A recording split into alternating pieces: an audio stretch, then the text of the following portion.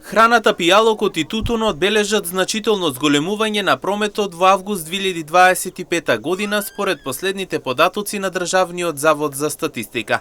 Номинално растот изнесува 11,2%, додека реалниот раст е 3,8% во споредба со истиот месец од изминатата 2024 година. Трговијата на мало со автомобилските горива исто така покажува резултат со реален раст од 4,8%, додека номинално бележи пат од 0,4%.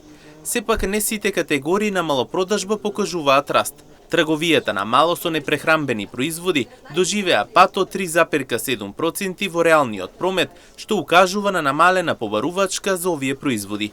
Иако номинално забележано благо зголемување од 0,3%, реалниот пат го нагласува промените во потрошувачките навики на потрошувачите.